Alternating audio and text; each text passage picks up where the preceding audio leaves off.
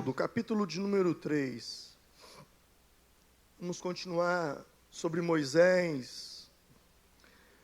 O texto diz assim: apacentava Moisés o rebanho de Jetro, seu sogro. Como é que chamava o sogro dele? Ele era sacerdote de Midian. Ele era sacerdote de onde?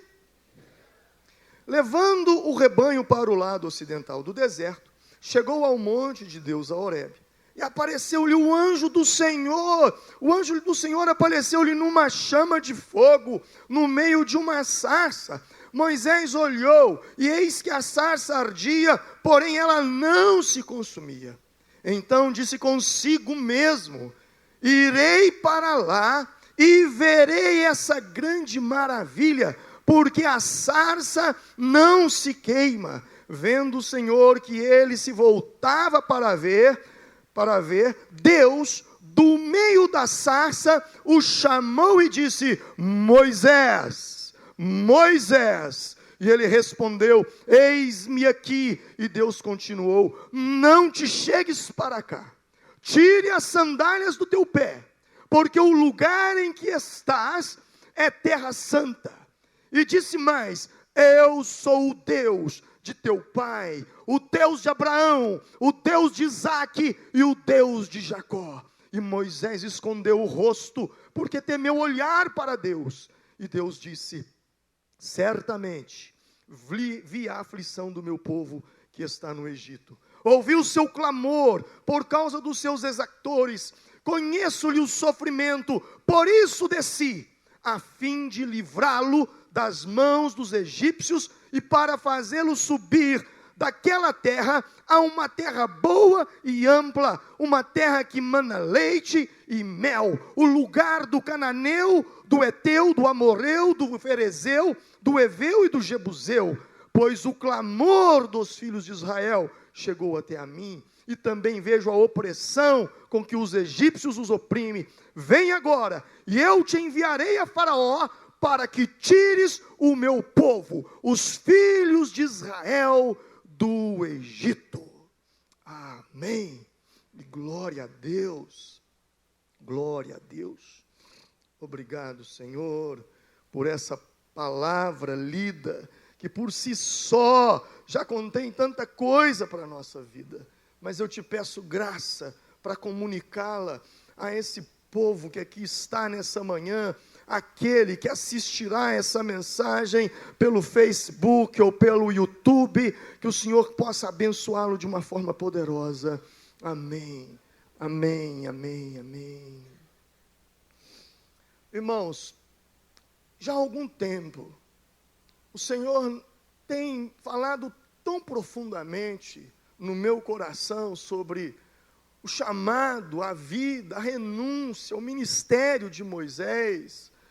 E já vai para 4 domingos ou 5, eu não me recordo mais, que eu venho falando desse texto. Creio eu que hoje é o último dia, mas domingo passado eu também pensei que era. Então eu não sei quando eu vou parar de falar sobre isso.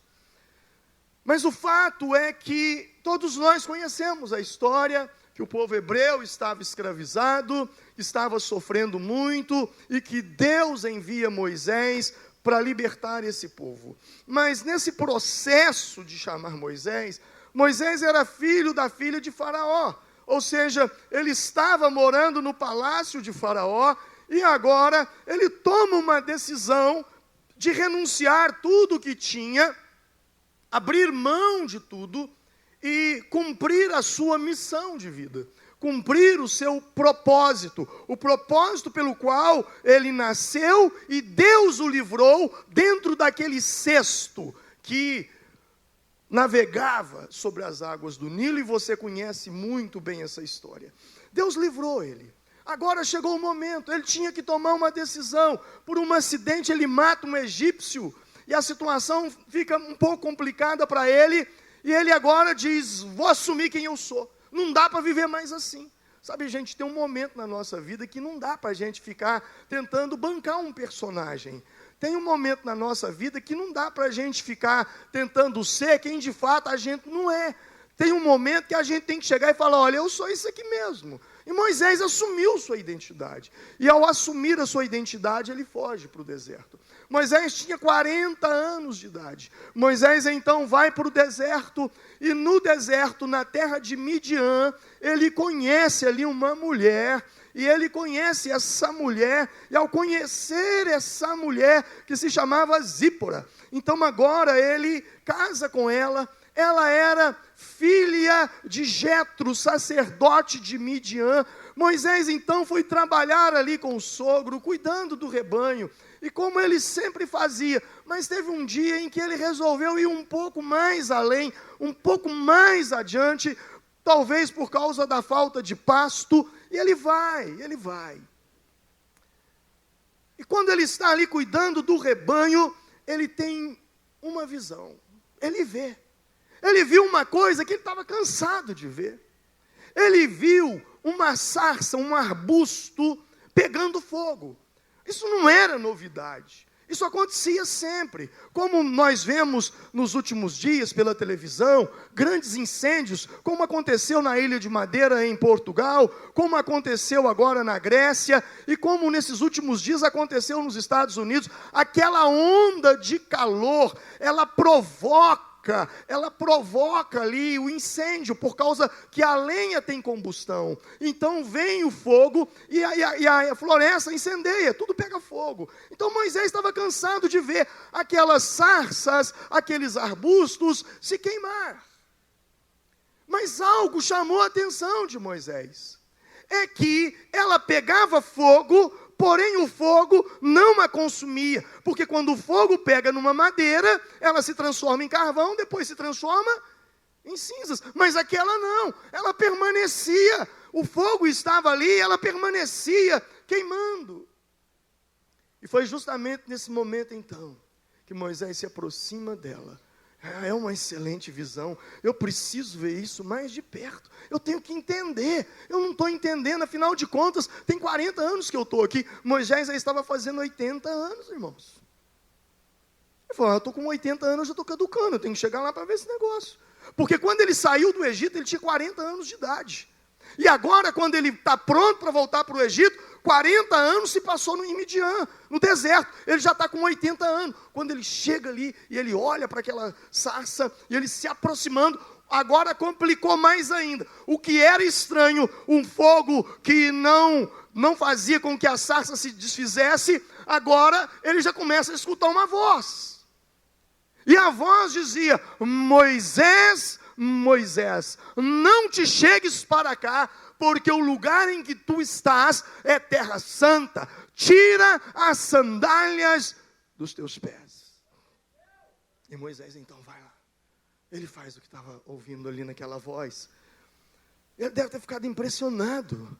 Eu não sei quem é que está por detrás dessa árvorezinha, mas seja lá quem for, ele conhece-me. Ele me chamou pelo meu nome. Sabe, irmãos, nós nunca vamos nos perder no meio de uma multidão, porque Deus conhece cada um de forma individual e nos chama pelo nosso nome. Moisés então, ele ficou assustado com aquilo, e de repente, aquela voz se identifica. Não se assuste, Moisés, porque eu que falo contigo no meio desse fogo, no meio dessa sarça, eu sou o Deus de Abraão, teu pai, o Deus de Isaque, de Jacó, eu sou o Deus de Israel. E Moisés então esconde o seu rosto, porque agora ele sabe que ele não está diante de Faraó, ele não está diante de um rei, ele está diante do Rei dos reis e Senhor dos senhores, o Deus Todo-Poderoso, o eterno Deus Adonai. Agora ele está ali. Moisés então, naquele momento, ele começa a ouvir Deus falar com ele. Sabe, embora o nascimento de Moisés foi uma coisa muito extraordinária da parte de Deus, o livramento que Deus deu para ele quando havia uma ordem de matar as crianças, a forma sobrenatural como Deus o conduziu e o criou dentro da casa de quem queria matá-lo. Apesar de tudo isso, Moisés ainda não conhecia Deus intimamente. Ele havia ouvido falar de Deus. Ele sabia que tinha uma missão da parte de Deus, mas ele ainda não conhecia Deus. Moisés era versado. Moisés era extremamente inteligente, um homem criado na cultura egípcia, na melhor e a maior ciência daquela época, ciência tal que desde os primórdios tempos até os dias de hoje influencia a nossa medicina. Ali estavam eles, uma ciência completamente evoluída, eles embalsamavam os defuntos, há restos mortais encontrados daquela época, que mostra pelos esqueletos ali, que eles já faziam cirurgias naquela época, avançadíssimos. Moisés então agora, não precisa nem falar muito, só de falar das pirâmides do Egito, que até hoje é um mistério, a gente já entende. Moisés era extremamente sábio, extremamente inteligente. Moisés conhecia toda a ciência do Egito, mas a ciência do Egito não pôde lhe ensinar uma coisa que ele estava aprendendo naquele momento. E é a coisa mais importante que nós pais precisamos ensinar os nossos filhos desde cedo. A coisa mais importante, a coisa mais preciosa que você precisa ensinar ao seu filho, à sua filha eu vou te ensinar a ouvir a voz de Deus. Voz de Deus.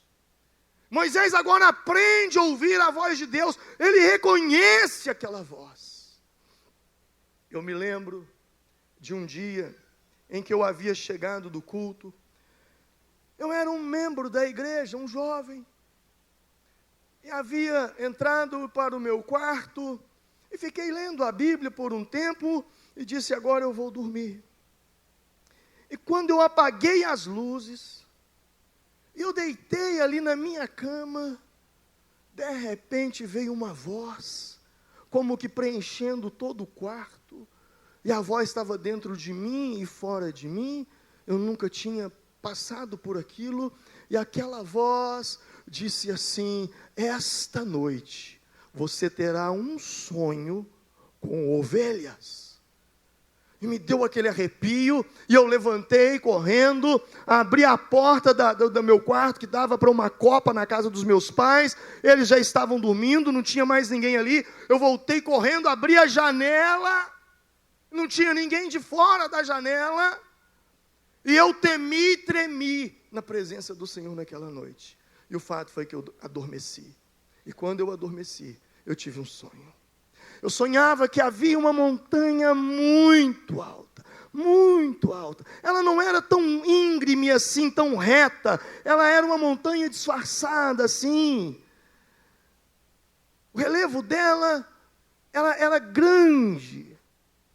Eu me lembro que eu ia subindo aquela montanha, e de repente eu vi um curral ali, um curral muito grande, e havia uma pessoa sentada sobre a porteira daquele curral, e eu falava com ela, não me lembro o que, mas eu falava com ela, e ela falava comigo, e eu saía dali, subia até o cume da montanha, e quando eu voltava correndo, eu descia correndo, e vinha um grande rebanho na minha frente, o homem abria a porteira, e as ovelhas entravam para dentro daquele curral, e eu voltava lá em cima, e fazia isso, fiz isso por muitas vezes elas entravam no curral, outras passavam direto, não entravam naquele curral. O fato foi que eu tive o sonho com as ovelhas. Acordei e fui buscar em quem era o meu mentor, quem era o meu pai, quem era o meu discipulador. Eu fui ao meu pastor, que era o pastor Cizenando, e disse, pastor, eu tive um sonho assim essa noite. O que é isso? Ele disse, Deus te chamou para cuidar do rebanho dele. Ele te tira de detrás das malhadas e te faz príncipe sobre Israel. Eu olhei para mim e falei, ele não sabe que eu sou lá da Lajinha, por isso que ele está falando isso. Se ele soubesse, ele não ia falar isso. Como é que pode eu? Não tem jeito. O fato é que realmente esse sonho veio a se cumprir na minha vida. Nós precisamos entender que Deus fala conosco, fala de diversas formas, fala de diversas maneiras, em épocas diferentes, de formas diferentes, e nos dá tarefas diferentes. A Moisés ele falou no meio de uma sarça ardente.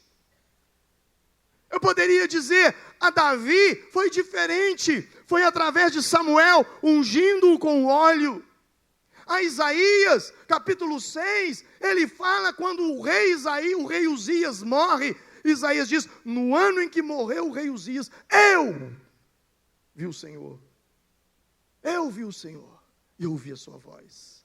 Deus fala de diversas formas, de várias maneiras. Eliseu, quando ele ouviu Deus, ele estava trabalhando ali, arando a terra, e o profeta Elias passa e joga a capa sobre ele ali e diz, segue-me.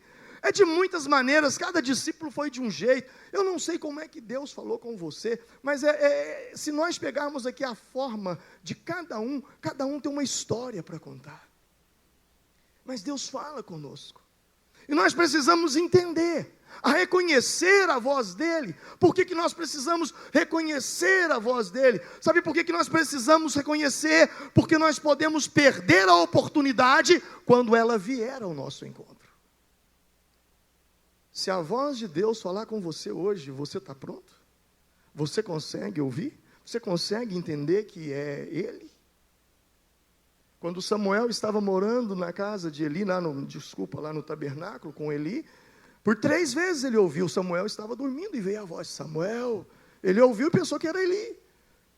Novamente vem a voz, Samuel. Ele vai em Eli e diz, olha, o senhor está me chamando? Não estou te chamando. E pela 3ª vez, Samuel, olha, o senhor está me chamando? Não. Quando você ouvir essa voz novamente, você só responde uma coisa, eis-me aqui. Eis-me aqui. Você precisa compreender a voz de Deus. Moisés, a primeira lição do deserto. Continuando a mensagem da semana passada, quando eu preguei sobre a escola de Deus, sobre os treinamentos da escola de Deus, a lição número 1 é: aprenda a ouvir a voz do seu Deus. Quantos aqui conseguem discernir a voz da esposa no meio de uma multidão? Levante a mão. A esposa está olhando para a cara dele aí. Não é possível que você não vai levantar a mão. Não é possível que você não conhece minha voz. Quantas esposas conseguem discernir a voz do marido? E dos filhos? Quando você chega lá naquela esquina e o culto já começou e tem alguém pregando, você sabe se é o pastor Alvim que está falando ou se não é. As minhas ovelhas conhecem a minha voz e me seguem. A maior alegria que eu tenho, isso não aconteceu 1, nem 2 e nem 10 vezes. Às vezes eu estou num comércio, em algum lugar, comprando alguma coisa, eu estou conversando com o balconista, aí vem uma pessoa e diz assim, você é o pastor Alvim? Aí eu falo assim, sou, por quê? Você me conhece? Não, mas incrível, eu conheço a sua voz. Eu falo, yes! Não tem problema se ela não me conhece, ela precisa conhecer a minha voz. Eu falo, é a ovelha do aprisco que o Senhor me deu. Mais cedo ou mais tarde vai estar por ali. Sabe, nós precisamos entender. Deus ali então começa a designar Moisés para o seu chamado, para o seu propósito. Eu e você precisamos entender isso. Deus agora estava revelando a Moisés o seu caráter por intermédio da sua missão, o seu caráter por intermédio do seu propósito. Pastor, e como isso acontece? Quando Deus falou com Moisés, a primeira coisa que Moisés fez naquele momento foi reconhecer a santidade de Deus. E Deus falou isso com ele também. Não te achegues para cá. Não te chegues para cá. Porque o lugar em que estás é o quê? Terra santa. Tira as sandálias dos teus pés. Ouça isso. Há uma chave aqui agora. Eu estou te dando uma chave para a sua vida agora. Presta atenção nisso. Por favor. atentamente. Não te chegues para cá. Tire as sandálias dos teus pés, porque o lugar em que estás é terra santa. E Moisés obedeceu. Naquele momento, Deus estava mostrando para Moisés qual era a missão dele na face da terra. Moisés teve duas missões a fazer: libertar o povo do Egito e ensinar o povo a ser santo. Os 10 mandamentos nada mais é do que o caráter do nosso Deus. Aonde eu quero chegar com isso e o que eu quero que você entenda? Deus estava revelando para Moisés que o ministério que ele tinha com Moisés era um ministério de santidade. Diga comigo, santidade. A maneira como Deus se revelou a você é a maneira como Ele vai te usar. Eu vou ser mais claro. Quando Deus se revela a Moisés em santidade, Deus diz: tira a sandália dos teus pés, porque o lugar que você está é terra santa. Irmão, você já imaginou? Nesses dias que nós estamos, nós não estamos no deserto, nós não estamos lá, nós estamos no Brasil, um país tropical. Mas nesses dias que essas nuvens que estão aí por aí desaparecem e o sol vem com força, você consegue andar descalço no asfalto, na areia? O que acontece? Queima, você sai pulando, ai! Imagina quando Moisés tirou a sandália dos pés, o calor que estava debaixo dos pés dele. Aonde eu quero chegar com isso? Aonde eu quero chegar? Santidade traz desconforto. Diga comigo, santidade traz desconforto. Santidade tira você da zona de segurança, da zona de conforto, porque toda vez, primeiro, quando você fala assim, eu vou me santificar essa semana, Satanás vem com todos os capetas do inferno para cima da gente, tudo que tem que dar de errado dá naqueles dias. Ou isso acontece só comigo? Eu vou jejuar essa semana, o inferno vem com tudo. Não sei se você tem essa experiência. Se você não tem, é porque você não está procurando se santificar. Quando você fala, eu vou me consagrar, é a mesma coisa de falar assim, vem para a briga, Satanás. Sabe, santidade tira você da zona de conforto. Andar em santidade é andar em novidade de vida. Andar em santidade é refletir o caráter de Deus em nós. Eu não estou falando que você não vai pecar mais, porque nós não somos pessoas perfeitas, e a própria Bíblia diz que se alguém disser que não tem pecado, é um mentiroso. Mas traz desconforto. Quando você está jejuando, você fica extremamente desconfortável. Porque quando você está jejuando, eles fazem as comidas que você mais gosta de comer. É desconfortável. Mas por outro lado, te aproxima de Deus. Era como se Deus estivesse dizendo, Moisés, o que eu tenho para fazer com você, não tem outro jeito de fazer, se você não andar em santidade. A maneira como Deus se revela é a maneira como Deus nos trata, e isso é uma pista para eu entender o porquê eu vim a esse mundo e o propósito de Deus para a minha vida. Tira as sandálias dos teus pés, foi a maneira que Deus manifestou a Moisés, é terra santa. Moisés pregou santidade o tempo todo, irmãos. As leis de Deus, Moisés foi chamado de um grande legislador, todas as leis, todas elas, desde os 10 mandamentos, as leis sacerdotais, as leis levíticas, todas as leis, só tem um objetivo, santidade, nada mais que isso. Deus visita a Abraão. Quando Deus visita Abraão, o que Deus diz para Abraão? Abraão, sai do meio da tua terra, da tua parentela e vai para a terra que eu te mostrarei. Deus se manifesta a Abraão, mostrando a ele o quê? Uma promessa. Uma promessa. E quando você estuda a vida de Abraão, desde o chamado até a sua morte, a vida dele se deu em torno de promessa. Deus visita Davi. Davi agora está junto, foi levar queijo para os irmãos, e agora ele vê Golias, o gigante, afrontando o exército de Israel, e ele diz, eu luto contra ele. E o Senhor toma então Davi vence Golias, e a partir dali, Davi só foi conhecido por vitórias em batalhas.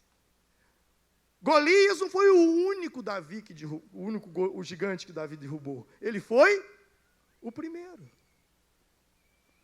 A partir daquele momento, aonde Davi ia, Deus dava território para ele, ele vencia. Ele ampliou os reinos, ele ampliou o reino de Israel, estendeu as fronteiras. E eu e você, nós precisamos entender esse momento, essa parte da palavra de Deus.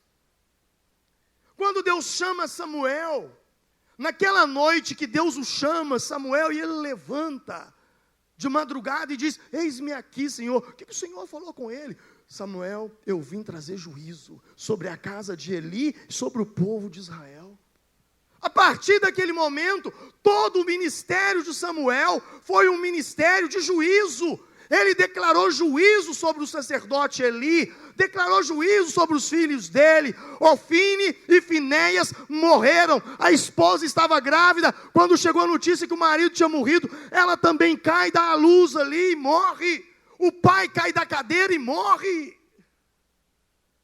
Mais tarde, Deus levanta Saul. Saul desvia dos caminhos de Deus. E quem profere juízo sobre a vida de Saul? Samuel.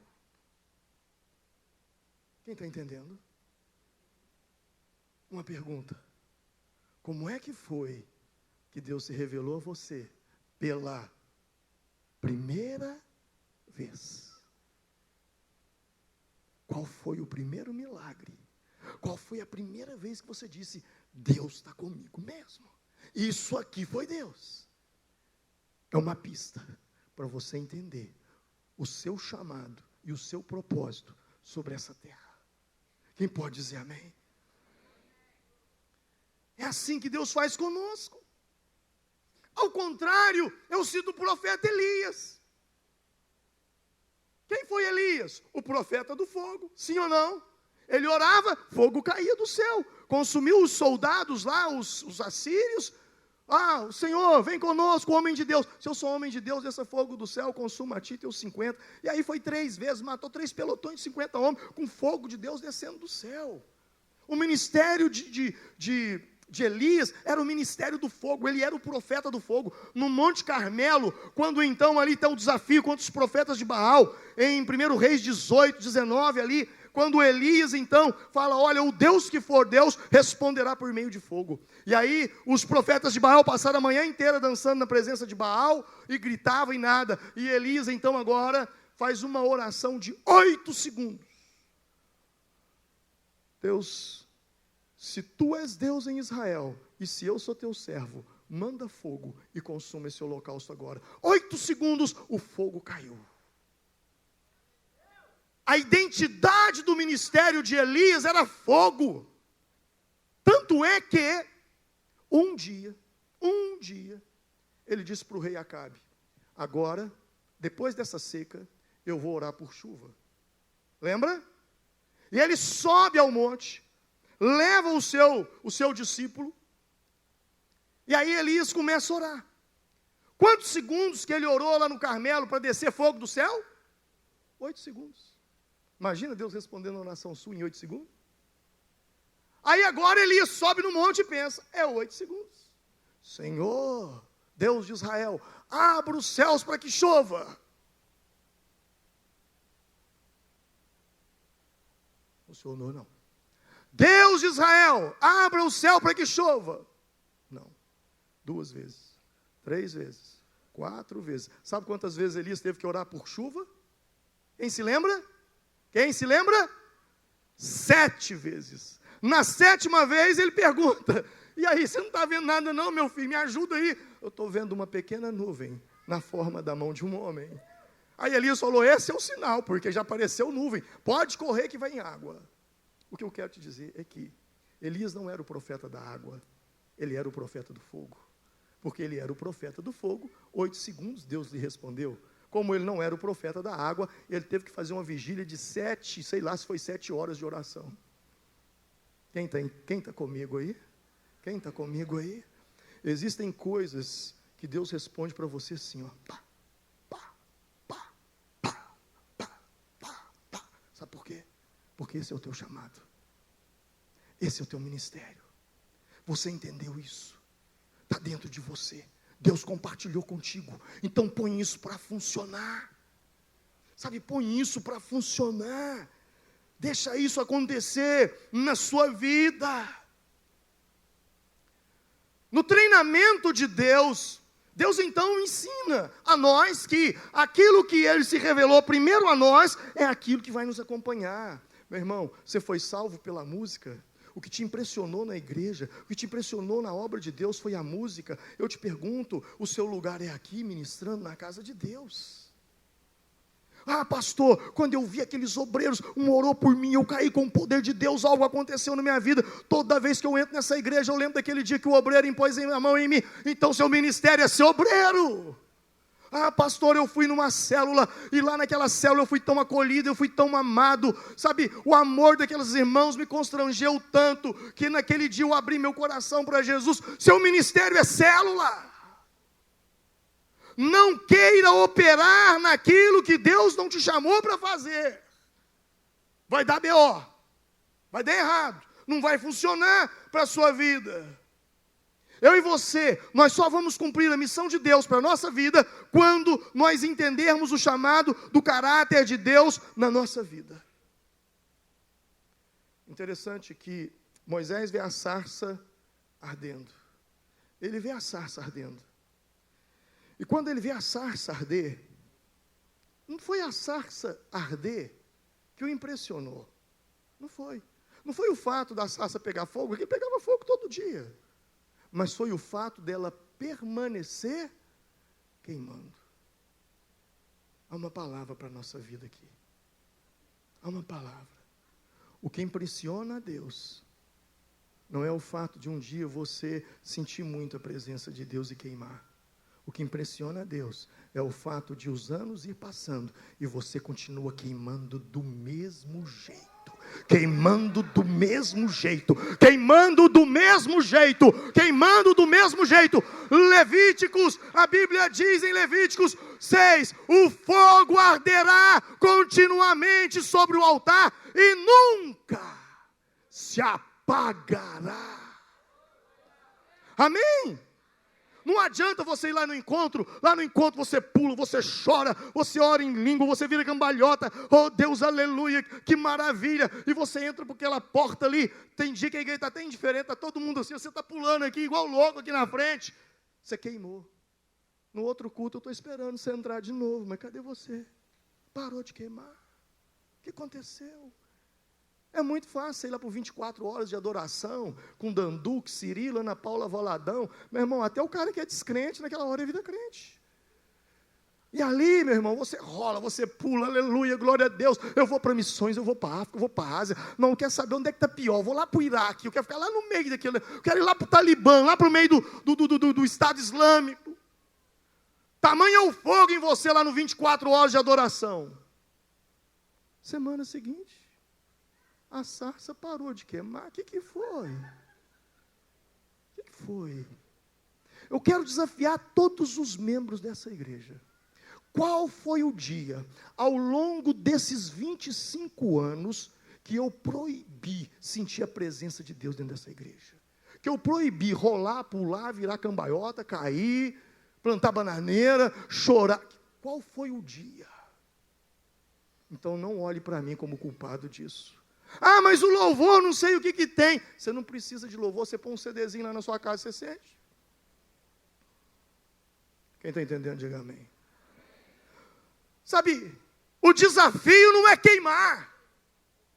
O desafio é permanecer queimando. É 25 anos depois, eu estou aqui pregando nesse ímpeto, como eu estou pregando hoje. Porque muitos que estiveram comigo não estão mais. Caíram no meio do caminho, abandonaram no meio do caminho. Não é queimar um pouco, é queimar a vida inteira. Eu não sei se foi Ambrósio, não me recordo. Se foi Jerônimo, se foi Ambrósio, não me recordo. Mas ele fizeram uma fogueira para queimá-lo. Ele já estava com 80 anos. Foi Ambrósio. E aí, ele todo amarrado ali na fogueira, e eles diziam assim para ele, aliás, na lenha, falaram assim: nega Jesus agora, nega a sua fé, e nós não vamos colocar fogo. Nega-o agora, se você não negá-lo, nós vamos queimar essa lenha junto com você. Ele disse assim: por 80 anos, eu tenho queimado na presença do meu Senhor, não é agora que eu vou desistir de queimar por Ele novamente. Perguntaram a John Wesley um dia, qual é o segredo, John Wesley? O que acontece com você, que quando você prega as multidões vão para te ouvir? Qual é o seu marketing? O que você usa? Ele disse assim: é simples. Eu me incendeio a semana inteira. E no domingo o povo vem me ver queimar. Simples. Simples. Deus quer uma igreja de fogo, um povo de fogo, uma célula de fogo. É isso que Deus quer para mim e para você. O treinamento de Deus requer cortar na carne. Cortar na carne. E aí eu já vou... Essa parte aqui ela é extremamente importante. Eu não vou conseguir ministrar tudo hoje, mas eu vou te ensinar alguns princípios aqui, que é extremamente fundamental. Diga comigo, o treinamento de Deus requer cortar na carne. Deuteronômio capítulo 31, chegou o grande dia. Versículo 1, Deus vira para Moisés: Moisés, eu vou te levar. Eu vou te recolher. Acabou. Moisés já estava com 120 anos. Eu vou te levar. Mas falta uma missão. Uma só missão. Uma. Qual, Senhor? Acabe com os midianitas. Mate os homens midianitas. Mate as mulheres midianitas. Mate os meninos midianitas. Você só vai permitir que fique vivo as meninas virgens. E mais ninguém. Por que Deus fez isso? Por que Deus fez isso? Por quê? Porque havia um problema.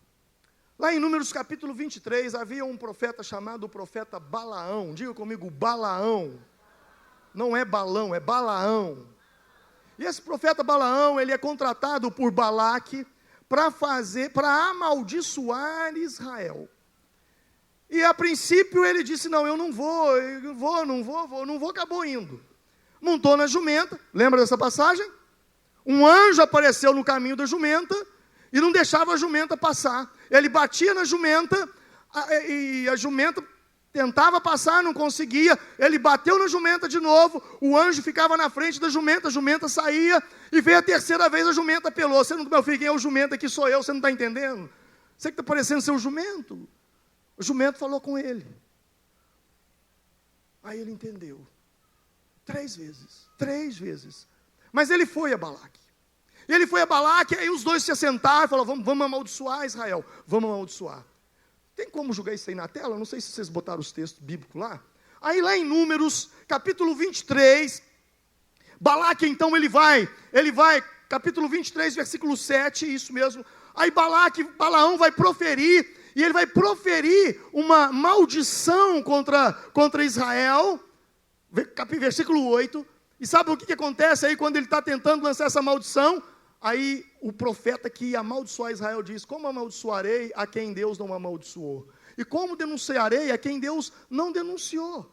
Aí tentou de novo. Toda vez que ele tentava julgar uma macumba, isso era uma feitiçaria mesmo, era macumbaria braba, magia negra, pesada, contra o povo de Israel, para parar o povo de Israel. Tanto é, lê para mim aí, põe para mim aí o versículo 23, irmão. versículo 23 desse capítulo. Tanto é que chegou um momento que, olha só, da terceira vez, o Balaão disse para o Balaque, olha, não há magia que possa contra Jacó, nem feitiçaria, nem encantamento contra Israel. Agora se dirá de Jacó e de Israel, vejam o que Deus tem feito.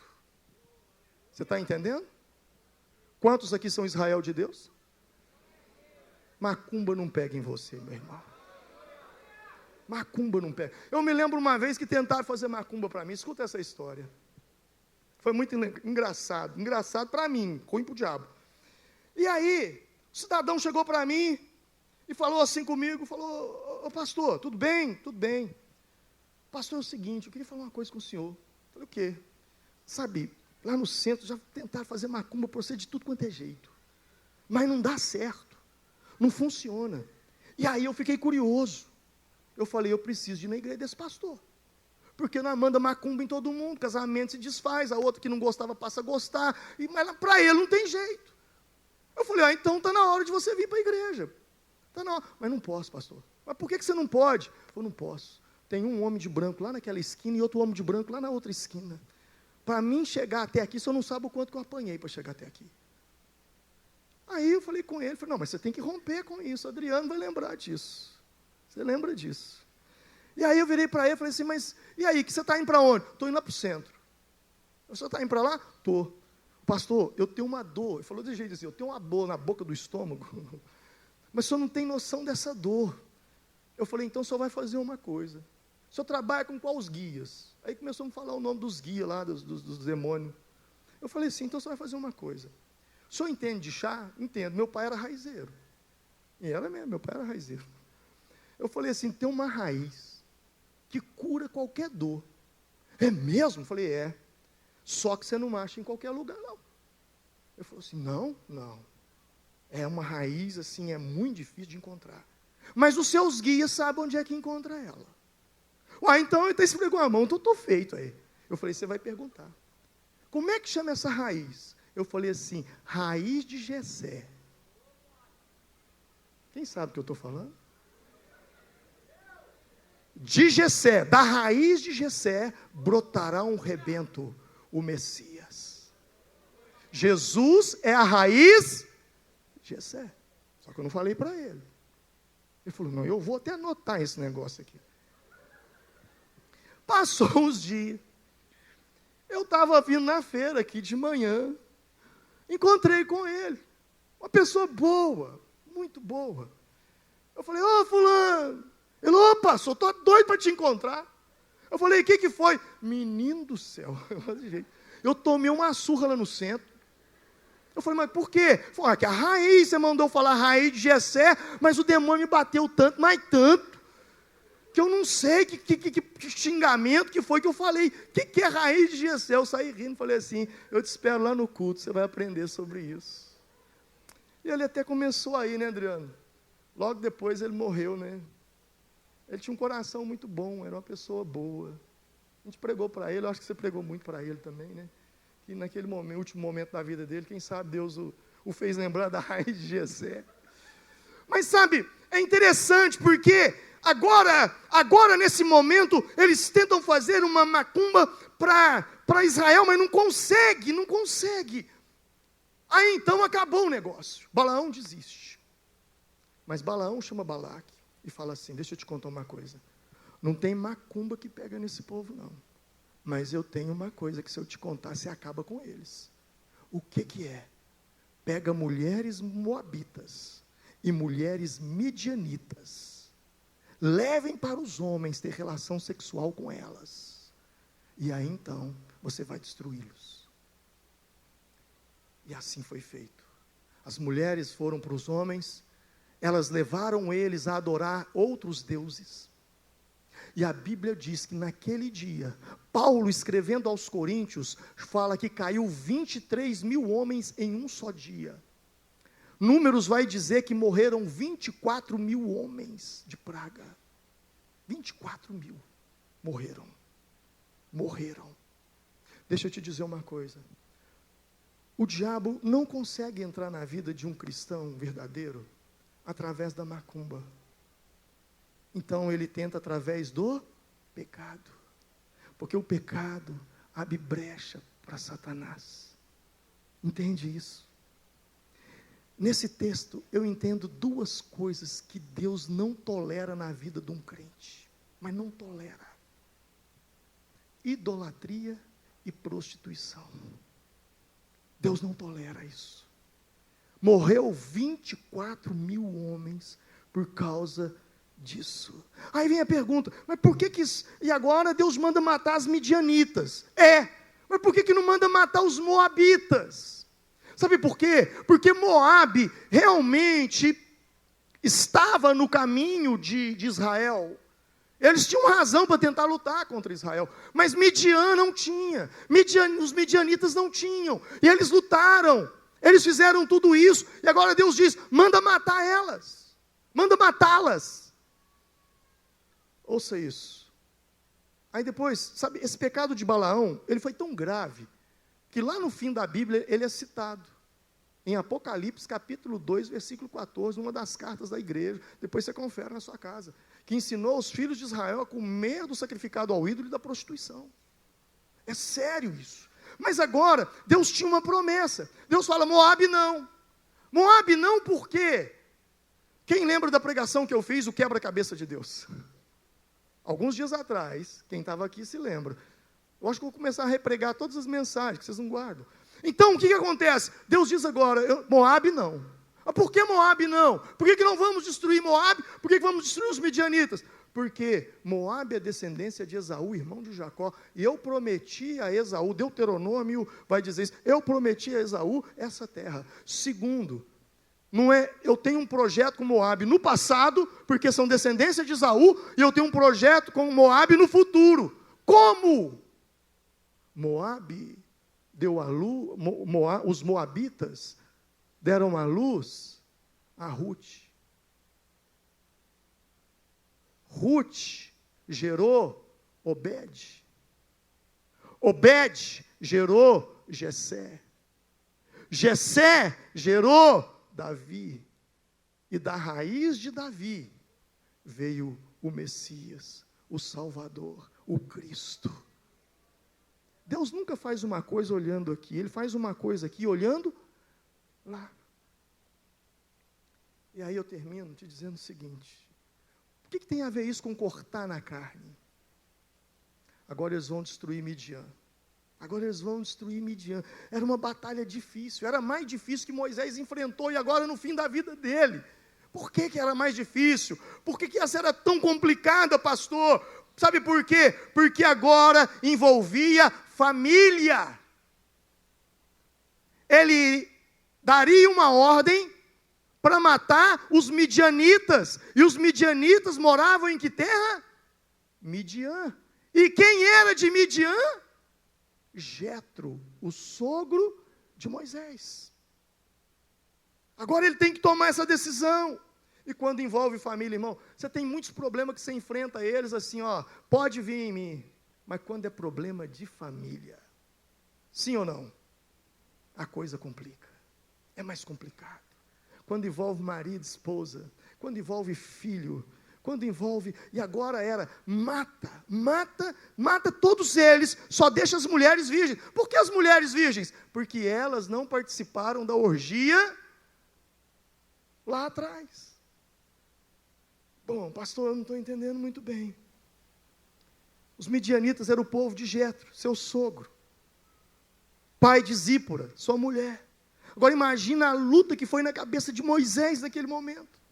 Porque entre os midianitas estavam quem? Estavam os parentes da mulher dele. Agora, Moisés, você vai ter que matar os parentes da sua mulher. Tem gente que acha bom, meu sonho é matar meu cunhado, minha sogra, meu sogro. Não, me arruma todas as espadas possíveis aí. Deve ter muita gente que achou uma maravilha. Mas, como é que fica a cabeça de Zípora?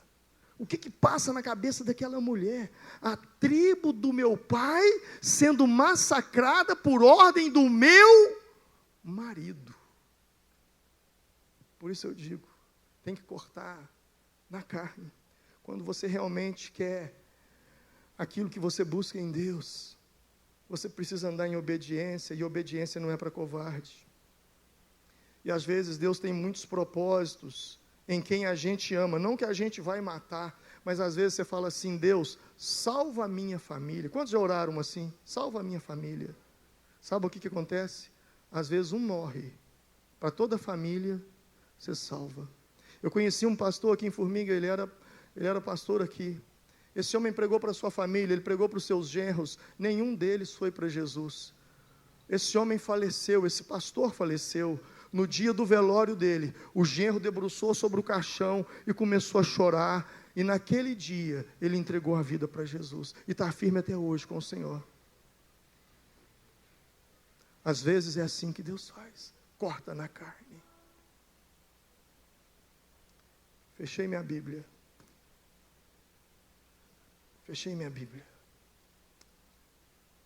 Ouça isso. Quem aqui já assistiu o filme Jesus? Eu não estou falando aquele como é que chama aquele último que teve aí? A última tentação de Cristo, é isso? Última paixão, não estou falando desse. Eu estou falando do filme Jesus, lá, que veio bem antes desse, que a gente usava para fazer cruzada, aí fizemos até aqui em Formiga, muitos anos atrás. Ouça isso. Um missionário da Jocum foi para uma cidadezinha, uma vila, pregar o Evangelho. Ele tinha uma revelação. Deus falou para ele que ia salvar toda aquela vila. E aquele homem foi para lá e começou a pregar. Ele pregava, ele pregava, ele pregava, ele pregava, ele pregava. E eles diziam: não, nós não podemos, nós temos a nossa religião, nós somos islâmicos, nós não podemos, e não queremos saber. Os anos passaram e ele pregando, pregando. Sabe quantas almas aquele homem ganhou? Nenhumazinha. Aquele homem, um determinado dia, aquele missionário morreu. E ele não podia ser enterrado, porque a religião não permitia enterrar um cristão. E ele ficou ali. Era uma vila. E ficou: olha, o missionário está morto, como é que vai fazer? Quando foi um dia, um homem estranho apareceu naquela vila, logo depois da morte do missionário. Andando pela rua, aquela rua empoeirada, sem paralelepípedo, sem asfalto, sem nada, aquelas casas simples de barro, algumas tendas de beduínos, e ele andava por aquela rua, e as pessoas começaram a sair para a janela, porque numa vila onde aparece uma pessoa estranha, o povo quer saber quem é esse, o que é isso? E aquele homem foi até a casa onde o missionário estava morto, entrou na casa, pegou aquele missionário, enrolou ele num pano, jogou nas costas e saiu. E toda a vila, homens, mulheres e crianças, em silêncio, olhando aquele homem passar. Aquele homem foi passando, e eles olhando no rosto dele, e aquele homem então enterrou o missionário. Meses depois, a Jocum, jovens com uma missão, disse: nós não podemos deixar isso desse jeito. Nós vamos lá para aquela vila.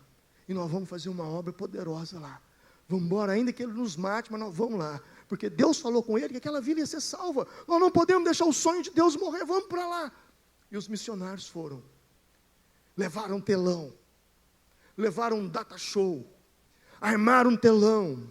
E anunciaram na vila: acontecerá no dia tal, à noite, o filme Jesus, venham assistir. E a vila então, eles já estavam assim meio que com remorso, eles gostavam do pastor, mas a religião não permitia que eles o enterrassem. E nós vamos lá assistir. E foi a vila toda, homens mais velhos, anciãos, mulheres, senhoras, jovens, crianças, e todos eles foram.